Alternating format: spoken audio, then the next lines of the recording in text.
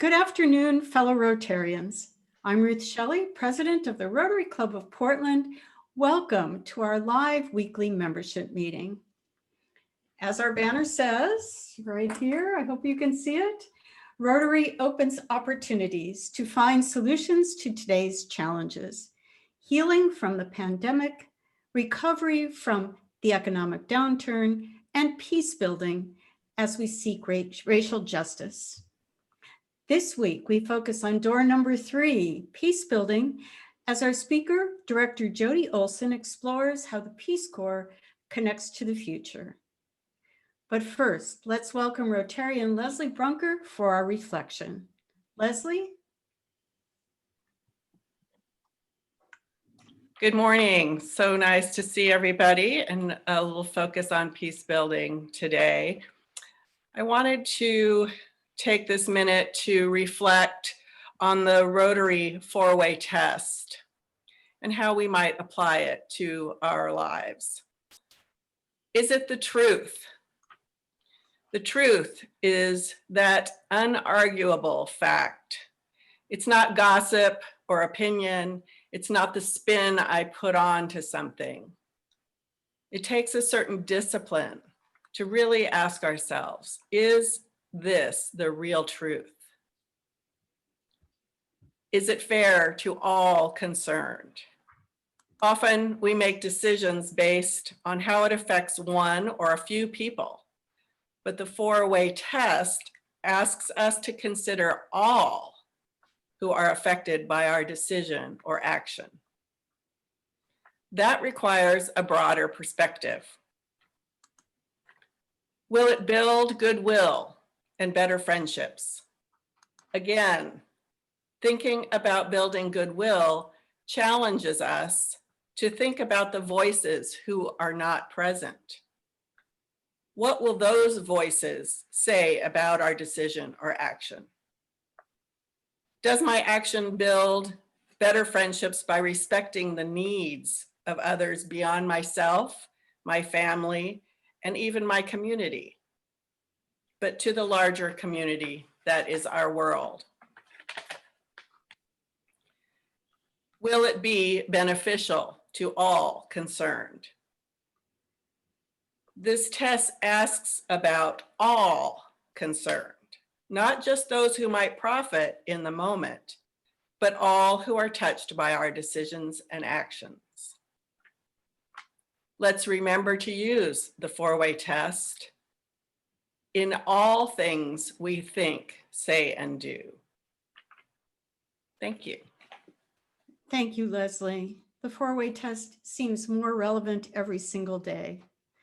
If any of you would like to give a future reflection, please fill out the link provided in the chat box. And before we go on, I wanted to let you know that Rotarian Jim Furl's wife, Darlene, passed away last month. Siobhan will put a link in the chat for caregrams for Jim, and we keep him in our thoughts. Thank you for remembering him with a caregram. But today there's also good news. Our club's executive director, Corinne DeTorres, had her baby on Sunday night. Please welcome Rio Ann DeTorres into the world. There she is, a healthy 7 pounds, 2 ounces. Corinne reported that she and baby are doing well, and in fact, they're coming home today. So we are very, very happy to have a new member of the Rotary family. Welcome to all our guests. I'd like to ask that any Rotarians who have invited a guest raise their hand, and Maria will call on you to unmute and introduce them. Or if you're a visiting Rotarian who came on your own, please raise your hand and introduce yourself. Maria, would you like to manage the introduction of our guests? I know Danielle has brought a guest. I see that, but I'm going to go with our first hand raised, which was Rotarian Henry Lesueur. Henry? Thanks, Maria. Good afternoon. So my guest today is my mother. Her name is Jody Olsen, and she is a Rotarian at the Fox Valley Sunset Club. She's been a Rotarian for 18 years, and she's a past president of her former club. Yes. Welcome. Thank you, Jody. And actually, our speaker has a guest is raising her hand. We'll go to Jody and then right to Danielle after that. Jody? Yes, my former husband, Robert Olsen, is a guest whom I invited. He lives at Twilliger, right there in Portland off 6th Avenue. And I am so excited he's joining everybody today. Wonderful. Danielle. Yes, my guest is a person that you know, in that Michelle Hellman is one of our club-sponsored Rotary Peace Scholars who received her fellowship and master's at University of Queensland. But what you perhaps didn't know is she's a returned Peace Corps volunteer and served in Peru from 2006 to 2008. Welcome today. And Ruth, those are our guests that I see for today, and I'll hand it back to you. Thanks so much, Maria. Welcome, Jody, Robert, and Michelle. We're delighted that you could attend our meeting. And it's November. I'd like to extend a happy birthday to everyone with birthdays this month. We alternate each week honoring birthdays and Rotary anniversaries. Please note the names of these birthday people and drop them an email or give them a call. It's so hard, especially now in the next 2 to 4 weeks, to have any kind of celebration. I know that they would appreciate your good wishes. Another year, and certainly an eventful one, in 2020. I'd also like to remind you that last week, Siobhan sent an email including a survey to get members' thoughts on in-person meetings during phase 2 of Multnomah County's reopening, whenever that may be. We want to be prepared. So if you haven't already sent in your feedback, please follow the survey link in the chat to do so. It's really important for us to know how comfortable you feel about getting back together in person. Also, you know that every week we send out weekly meeting surveys. These go out on Wednesdays with the recording of our meeting, and we're eager for your feedback on the program. I was surprised that only about 5 people respond to those programs, and one of them is me. We gauge our program quality by your feedback. So please take a minute. It literally takes 3 seconds to rank the speaker and the topic by a number of stars, but that feedback is critically important to us continuing to deliver high quality programs in the future. And moving on, November's Committee of the Month is our Homelessness Solutions Committee. Please welcome Rotarian Phil Levison to introduce a very familiar face to talk about the work they're doing. Phil? I'd like to introduce Bennett Johnson, and she is the owner of Fearless Brewing. She's going to share with you an experience that she had because of the fire. She was forced to evacuate her. That presented a new possibility of homelessness. So we'd like her to share her experience along with those of her friends and neighbors in that area who may have also run the risk of becoming homeless. Bennett? Hi. So it's so nice to see a bunch of you that I haven't seen for such a long time. And I'm going to keep this link and try and join your meetings every week. But so my husband and I were sitting around on a Tuesday night, and we started getting text messages from the county telling us that the fires had gotten to the point where they were starting to think about evacuation. So that's level 2, where they start putting you on alert. Or I guess level 1 is where they put you on alert. Level 2 is where they put you on double alert. And level 3 is where they say, get in your car and leave right now. And so at level 2, they had texted us and said, we're not sure whether or not we're going to be able to let you know when and if you go to level 3. So we decided to go ahead and pack up our cat and a few of our valuables and our favorite musical instruments and take off, and went and stayed in a hotel that night. And so then we got up in the morning, and our house and our brewery, our business is out here as well, we're still at level 2. So we started driving back, and on the way back, it went to level 3. And so we pulled over in the parking lot of Bimart and sat there and tried to figure out what we were going to do, because at the time we didn't think we were actually going to be able to physically get back home. But something that you probably don't know is that my husband's been really ill for the past year, and he hasn't been able to work, and he has a really rare condition called Parsonage Turner syndrome, which affects his ability to breathe. And so what we were looking for was clean air. And so we started calling friends that we had that lived outside of the area. And one of our friends that was in Central Oregon said, our air is okay here. Come over, you can stay in our RV. And so we went and we stayed in their RV with the cat and parked our truck that had all the musical instruments at a friend's house that lives in Milwaukee area. And we stayed there for 10 days. And okay, so that was Wednesday that we left. And on Thursday, we looked on the internet and saw that the fire crews had decided to pull out of the area. And so at that point, the fire was only about 10 blocks away from the brewery and about a mile away from our house. And so we pretty much figured that everything was going to burn down. And we, after a moment of, kind of feeling bad about that, we decided that we had everything that we really needed, and that God was telling us to go a different direction. And so we made our peace with it. And then a bunch of local people that had, because there's a lot of loggers out here, a lot of heavy industrial kinds of stuff. They have a lot of big equipment and fire trucks, actually water trucks. And these locals got together and they started battling the fire themselves. And then the next day, the fire crews came back and the feds actually entered the scene and managed to control the flames. And you all know what the air quality was like. Well, in the meantime, I have my husband, and we're in Central Oregon, and the air there changed dramatically. And so I got in my car and drove back here. And that was one of the creepiest and eeriest times of the whole thing, was driving back. I had to cross a bunch of barriers that they had set up. And what I was trying to do was get air purifiers. We had tons of air purifiers in the house. And I wanted to get these air purifiers back to this RV that we were staying in.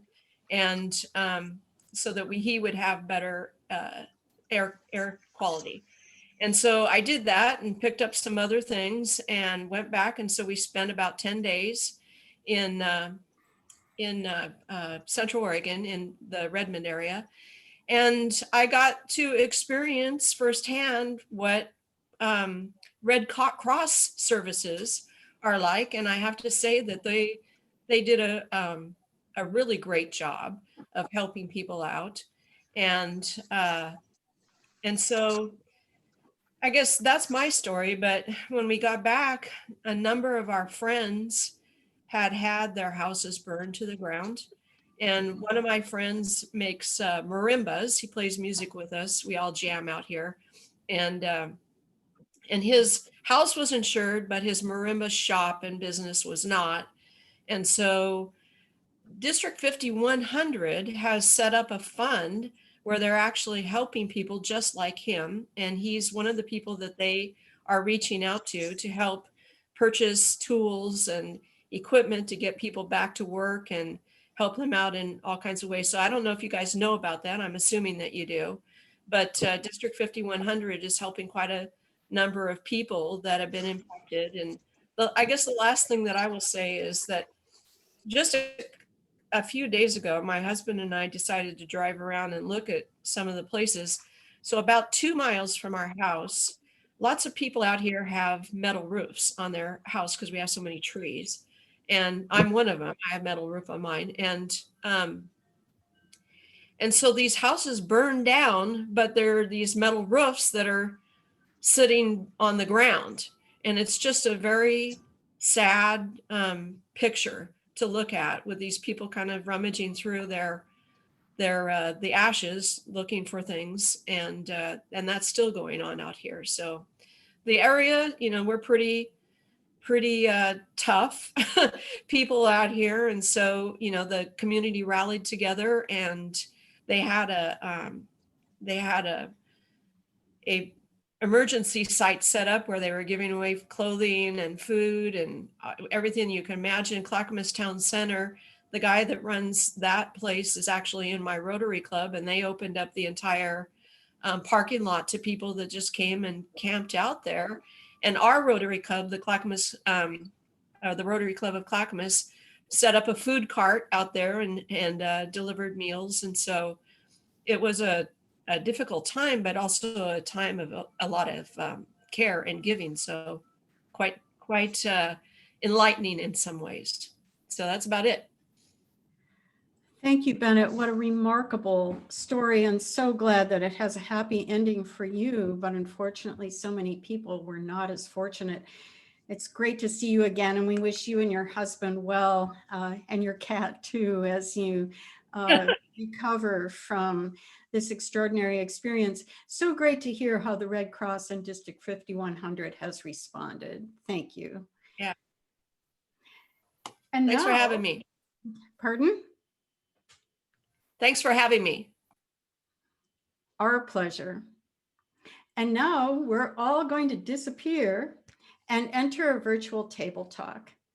When you get into your breakout room, please introduce yourselves to the others in your group. And a minute or so before you come back to this main meeting, you'll get a visual heads up. And although you never run out of things to talk about, may I suggest a topic for your discussion?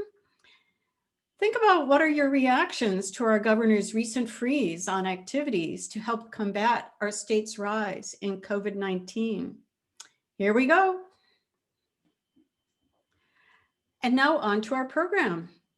After our speaker today is finished, if you'd like to ask Director Jody a question, Maria will moderate the Q&A through the chat box. Now, please welcome Rotarian John White as today's chair of the day. John? Well, good afternoon, Rotarians. I have the pleasure of introducing our speaker today, Dr. Jody Olsen, Director of the Peace Corps. There are a number of reasons why it's appropriate for us to hear from Director Olsen. First, the Peace Corps has been designated as a strategic partner by Rotary in connection with Rotary's international work.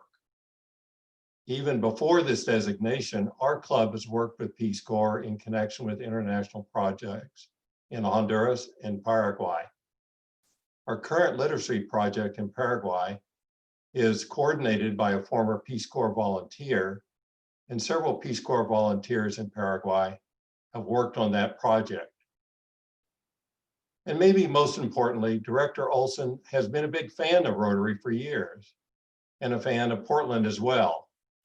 Her son, daughter-in-law, and 3 grandchildren live in Northwest Portland near Forest Park, and she visits them regularly, or at least she did before COVID shut her down.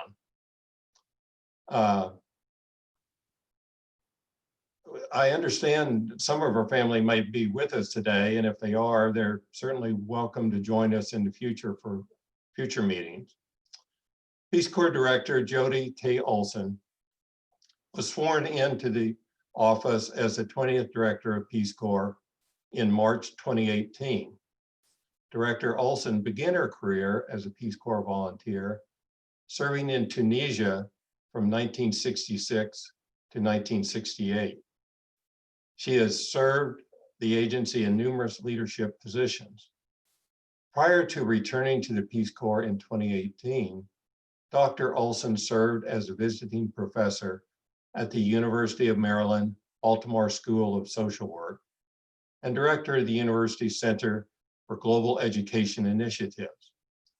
Throughout her career, Dr. Olsen has championed the expansion of service, learning, and international opportunities for Americans of all backgrounds. Please welcome Dr. Olsen.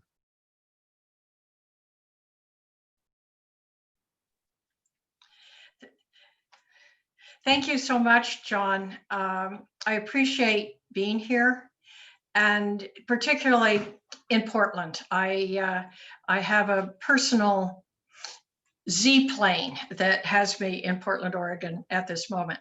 I also want to introduce my former husband, Bob Olsen, who's here with us today, who also lives in Portland. And he and I were Peace Corps volunteers together in Tunisia. And I'm so glad that, Bob, you were able to join us. I also want to say hi to any other return Peace Corps volunteers, in addition to you, John, that are here with us today. And thank you for your service.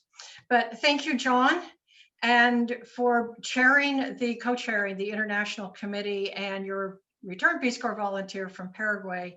And thank you for your work and what you've done with Rotary in Paraguay. Thank you, Ruth Shelley. I really enjoying your leadership and your tenderness, the way you manage Rotary meetings by Zoom. This in itself, I have to say, is a real talent. And thanks to Danielle Banks, our past district governor and member of the Portland Rotary Club, who helped reach out to seed this event.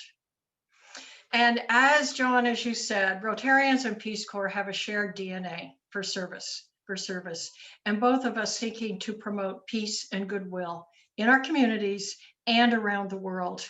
And I've been particularly impressed over the years about the international connections that Rotary has. And since 2015, through our MOUs, local Rotary clubs in the US and overseas have offered programming, technical, in-kind, and financial support for hundreds of Peace Corps volunteers and supported community projects in countries everywhere. Together, our two organizations make up a constellation of talent and goodwill. Our partnership with Rotary is rooted in connecting the community, the education, and the healthcare dots to collaborate on the ground overseas, supporting local communities meet their own needs. Who are we? Probably wonder who Peace Corps really is, or what Peace Corps really is. As you undoubtedly know, at least part of this story, we are a federal agency, and we began in 1961 when President Kennedy became president, and he asked his brother-in-law, Sarge Shriver, to say, remember that funny idea we talked about a few months ago? See if you can put together something that we call the Peace Corps. Well, that funny idea, starting in 1961, is now 60 years old. We're just starting to celebrate 60 years, and 250,000 Americans have volunteered for up to 2 years in 142 countries over these 60 years. So it's 2 years of service. We pay about $250 to $300 a month, which is the average amount to live comfortably, you know, whether the village is with latrines or something else. But you live and you become part of a community, you learn the language, you live with a host family, and you are a teacher or in health work or a whole other community activities. And it is life-changing, as almost anybody has said. Peace Corps was built on a mission, world peace and friendship, and 3 goals, which is key to the service. And you can hear a lot of Rotarian spirit in these 3 goals. 1 is to provide technical support, 2 is to share who you are as an American, and 3 is to bring that experience back home to share in the US. And people like you, John, from your Paraguay experience, are part of that sharing back in the US that we do for the rest of our lives. As probably most of you know, unfortunately, on March 15th, the Ides of March, I had to make a decision for us to pull out our 7,000 currently serving Peace Corps volunteers out of 61 countries. It is the most difficult decision I've made in my life. I cried. You don't know. We did it in 8 days. Everybody came, everybody was healthy, nobody got lost, nobody got hurt. I honor every Return Peace Corps volunteer from that evacuation. I am so proud of every one of you, and I don't know how many might be here today. It was an extraordinary moment that illustrated the importance of our community ties, because it was the communities that made us possible for us to bring the volunteers home. And again, because of COVID, the countries were closing, international airlines were stopping. We knew if we didn't move, even on that day, beginning that day, really meant we would not be able to get out. And I want to thank you and Rotarians all over the US, because you reached out to these returning volunteers. All the support you've given over the years, but particularly since March, in counseling and helping get jobs, in helping returning volunteers find a community place in service, because that's what Rotarians are about, our service. Now, we're going to go back and we're looking forward to our next 60 years. So what does that all look like? It's quite amazing to think we're going to renew. In a way, we're going to do what Sergeant Shriver did in 1961, is we're beginning our return all over again. Fortunately, our host country national staff are all there working hard and are ensuring our return. Every one of our 61 countries are inviting us back, have invited us back, want us back, and know that we will return safely. We're doing it humbly and carefully and staying healthy. In addition, even our new countries, such as Vietnam, are also eager for us to begin the program there. And in fact, they've said to us, I bet we can get you to Vietnam before you can get back to some of the other countries that are still having more serious COVID issues. And so we actually finally, January, we're returning to our first 3 countries. And I just want to tell you, the spirit of joy at Peace Corps was so high when I could announce our first 3 countries. One was one of our first 5 countries in 1961, not our biggest country, but St. Lucia. And 2 is Cambodia, and 3 is Rwanda. And I'm hoping month by month that we will be able to return to many more countries so that we can have somebody, at least small groups, in each of our 61 countries within the year. The pandemic has not only heightened racial and social economic inequities in our country, but in the countries abroad where we serve. We have had many of our host country national staff have the same kinds of conversations that we've been having in the US. And so our return to these countries responds to these socio-economic journeys, as well as to the new strategic areas asked for by countries today. Public health, IT, newer education models can probably have stronger emphases upon our return. We need to be where the countries are when we go back.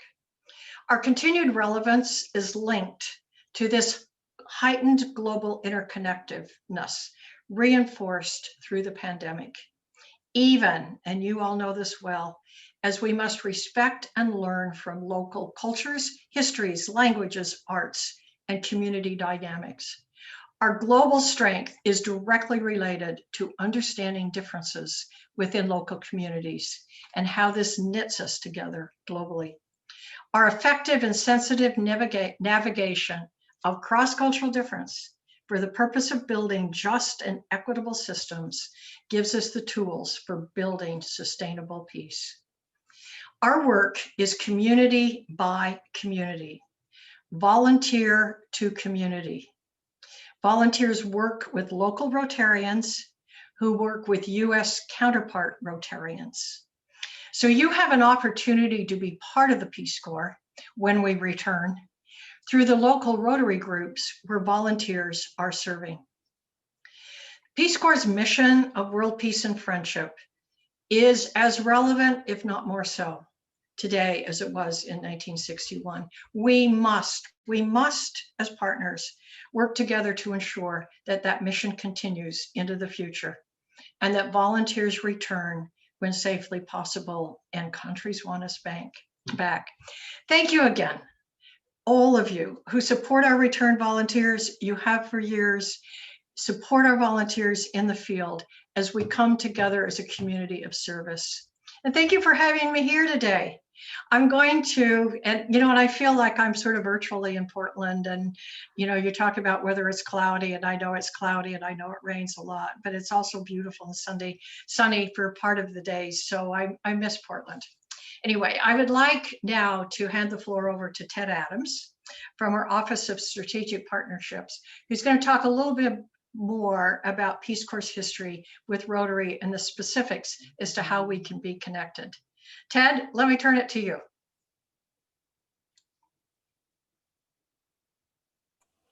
Great, thanks so much, Jody. And thanks everyone for having us here today. we talked yesterday in preparation for this meeting about this. We're on the Rotary the tour, the road show, because Dr. Olsen has been incredibly willing and embraced talking with different Rotary groups across country, and it's been reciprocated by clubs all over the country, from Anchorage to virtual to Washington, D.C. and everywhere else. So anyway, thank you all. I'll be quick and just provide a little bit of background on a partnership that Dr. Olsen described. In 2015, actually a group of our PCV, Return Peace Corps volunteer Rotarians out of Colorado, decided that this really needed to be formalized. This age-old experience of finding each other out in the field, they wanted to formalize it and make it easier. So the formal partnership is between Rotary International and Peace Corps. So I work with my counterpart in Evanston to respond to clubs, to lift up examples and highlight different ways that clubs and Peace Corps volunteers have collaborated both domestically and overseas. And really the partnership was about providing a framework for Rotarians and Peace Corps volunteers to find each other efficiently. And the key to it being as close to the ground as possible. And I think that's a shared DNA with both of our organizations. And it's really crucial to our whole approach to development, as you all know from your experience also. I think a couple of key components of the partnership are recognizing that our alignment in the different sectors, whether it's environment or youth or health or education, they really line up in that shared DNA. It's also identifying programs that were really compatible.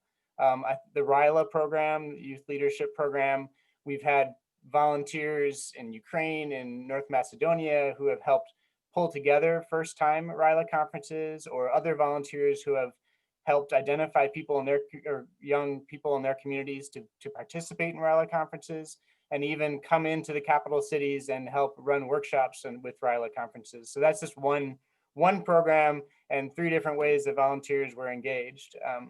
Peace Corps also has something called the Peace Corps Partnership Program. And so on our side, we have a program that is really a crowdsourcing small grants program to short-term it, which really vets projects that are community driven and proposed by volunteers and are vetted by their posts so that the projects can be completed while the volunteers are on the ground, so that the local communities are really driving it and bought in.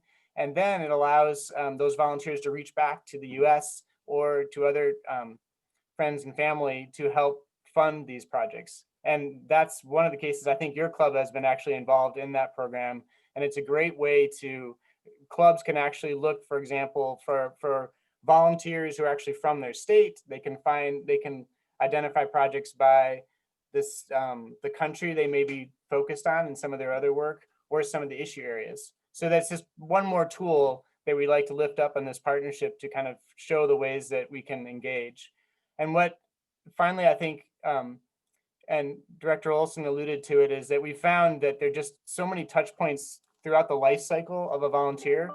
Obviously, our worldview is around the life cycle of the volunteer, but if you can imagine, the focus of this project is in the field, and really trying to take advantage, in the field being overseas, and really trying to take advantage of that domestic and international network that we have to connect a US club with a Peace Corps volunteer on the ground, or the post on the ground with the Rotary Club on the ground. And this kind of triangle that we talk about of being able to infuse or bring technical assistance perhaps from the US and really plant a seed with the local Rotary Club so that there can be a long-term relationship on the ground with the Peace Corps volunteer. But outside of being in the field, we have, if you look at that life cycle of the volunteer, you have on the front end, quite selfishly for Peace Corps, Rotary is a tremendous pipeline opportunity for us, for all these people who are committed and discovering and exploring service in their learning and in their communities. We want to be able to introduce and tell the Peace Corps story as early as possible and often as possible. So, and it's on the other end, when Peace Corps volunteers coming home, they're just eager to reconnect with that, can continue that seamless continuance of that civic engagement and leadership. And so clubs have been, not only in the evacuation, but before, and I know after, clubs are finding ways to help network and connect with returning volunteers. There's one club outside in Denver that created a special membership for return volunteers, for example, that lets them kind of get a taste of Rotary on their way back. So there are lots of these examples. We want to get to questions quickly. So what I will say is we did create, I pasted in there because I knew I'd forget about it. I pasted in the chat room or chat here, this guidance that we developed over the last year, which really lays out who we are, both organizations. This is with my counterpart in Rotary International, who we are, how we work, what others have done, and how to get started. And we really, right now, as we get ready to, well, we're crossing our fingers to get ready to go back to the field. We are really encouraging clubs to take a look at that guide and kind of find yourself in it and read examples and find kind of your entry point. And there's lots of actions you can take from it. So let me stop there and then see if we have time for questions. Thank you, Ted. We really appreciate those words. And I did put a little note in the chat, just a reminder to Rotarians on the call for our Q&A portion. You can electronically raise your little blue hand, or you can also put a note in the chat that you have a question, and I'll call on you as we go. But our first question has come from Al Jubitz. So Rotarian Al Jubitz, please. Hi, Dr. Olsen. Good to see you again. And thank you for speaking to the E-Club for World Peace a month or two ago. Very late back east. You were a real champion. I'm very interested in Rotary International's, the fact that Rotary's first, I think one of the very first major partners of RI was the Peace Corps. And we know that these partnerships require love and attention. Are there any metrics, are there any working metrics that you and Evanston are using or have established to measure the deepening relationship between the Peace Corps and Rotary? As an example, it seems to me that many young Peace Corps volunteers that serve their time and come back might want to take up a career in peace building, and therefore you could recommend the Rotary's Peace Fellows program. You already mentioned when they come off duty, we can help them reconnect to their communities with employment and so forth. But I just wonder what metrics you are thinking of or doing with Rotary International to measure the success of this partnership. I'm going to turn that question to Ted, but before Ted, let me just say that we now have a space on our website for our returning Peace Corps volunteers, and we post in there all kinds of opportunities that they can have locally. And so what you just said really triggered something, that we can post the Rotary opportunities and how the returning volunteers can connect with Rotary, which also then puts in with International Rotary and how they can connect back. But importantly, I want to make sure that we put enough information for returning volunteers about the opportunities to serve through Rotary. So I've got that in my head to make sure that we've got that well in place. Ted? Sure. Thanks.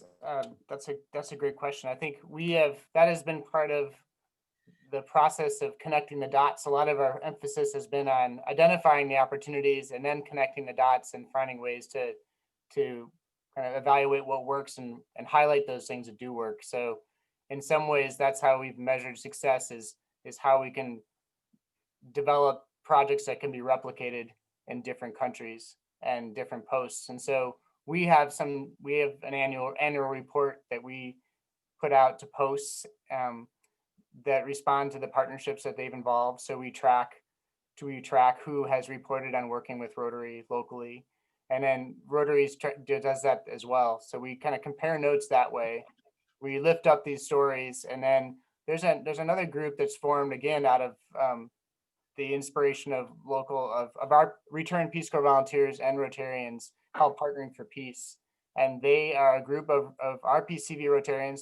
There may be some of you on the line. You're everywhere, which is encouraging.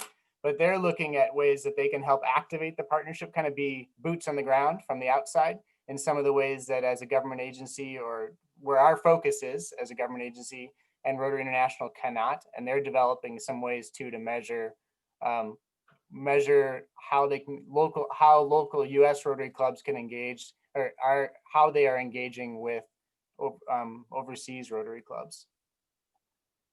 Thank you, Ted. Our next question comes from Rotarian Danielle Banks. Danielle? Thank you. Well, I had the privilege of hearing Jody speak even longer a couple of months ago, and I was fascinated by, if I'm recalling correctly, your time as a volunteer in Tunisia. Was it Tunisia? Yes. Yes. Could you just share a little of that experience with our group? Oh yeah, I will a bit. This goes way back, 1966. And my husband and I went. We didn't know where Tunisia was. We knew nothing about the language. We knew very little. It was before Peace Corps got much better at how they put languages together. And, not even quite sure why we agreed to do this for 2 years. But I taught English. Let's say I was not great. Then I got involved in basic maternal and child health, which I enjoyed a lot more.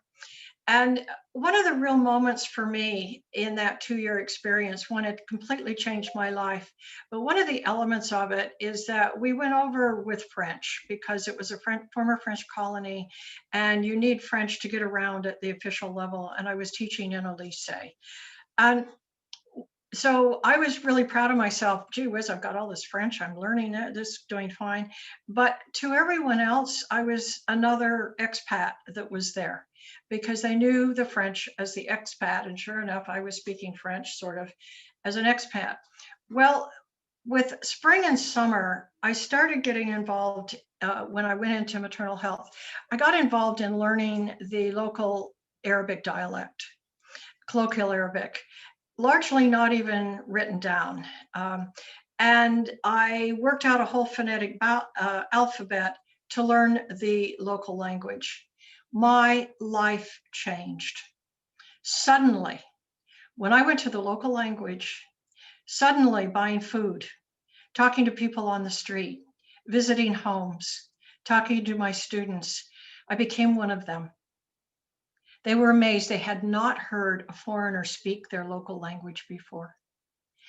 And it was that moment of understanding the importance of how we try to find our way into that community, whatever that community is, to be respectful of the norms and the traditions of that community. And I learned it through learning local Arabic. Thank you for the question. Jody, that was a wonderful story. Our next question comes from Funda Kelsey. Funda?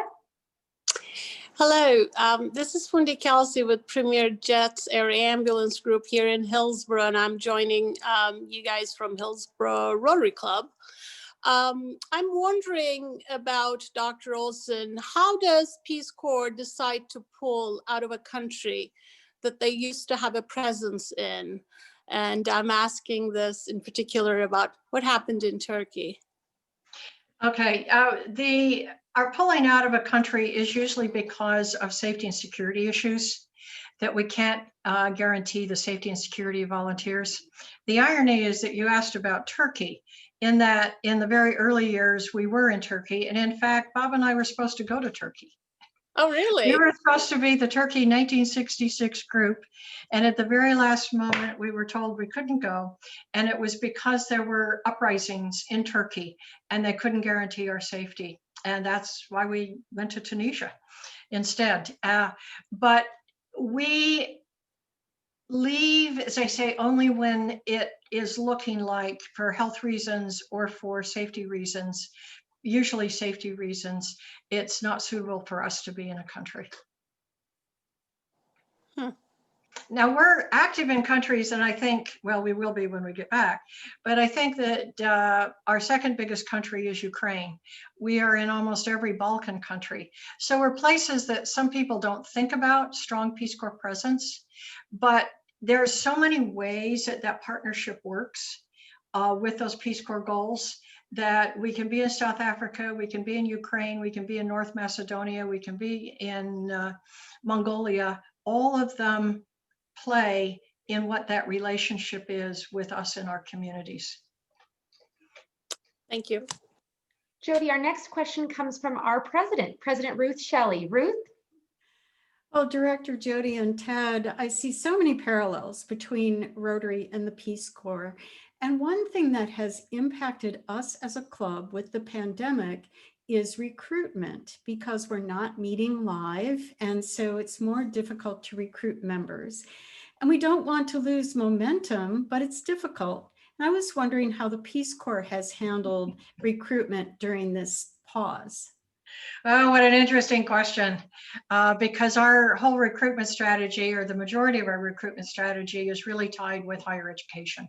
So one, we as staff can't get out. Two, most all the universities and colleges shut down, and you all know that from your own experience. We've gone virtual. And one of the really interesting elements of going virtual in our recruiting is we're able to draw in people from a much broader audience than we otherwise had. For example, we can highlight a particular country and draw in a returned Peace Corps volunteer. I'll sign you up, John, for Paraguay. But have a returned Peace Corps volunteer from a particular country that might be in a different part of the country, excuse me, from the group that we're working with to talk about that experience. Or we might then draw on return volunteers who've gone into the arts or have gone into education to talk to university age, all virtual, about what happens to your career, what you learn that takes you in a particular direction afterward. And so it actually has enabled us. We will go back to at least be in part face-to-face once this is over, but it has enabled us to broaden the speakers and bring in speakers that otherwise would have been hard to do because we can pull them from anywhere. And two, that you're not in and out of class or needing to walk your dog or whatever you're doing.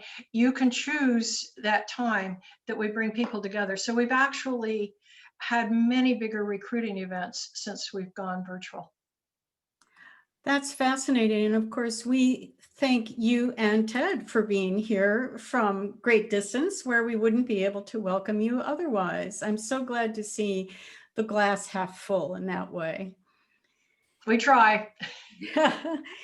We'll have to close now, but next week we will hear from Lisa Schrader, executive chef and owner of one of my favorite restaurants, Mother's Bistro, on running a restaurant through a pandemic.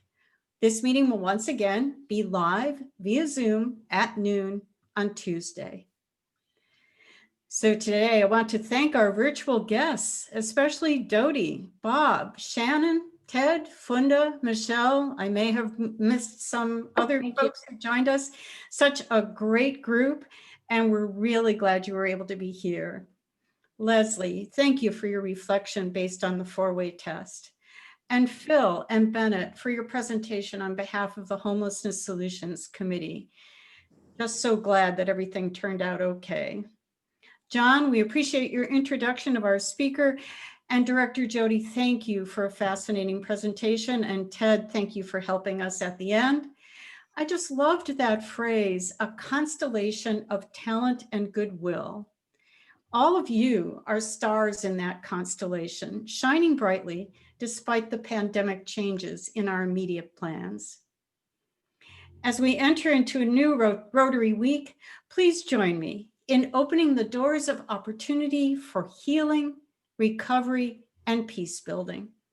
As Rotarians, we are here to make our world healthier, more sustainable, and with justice for all. Again, thank you all for coming. Have a great week, and this meeting is adjourned.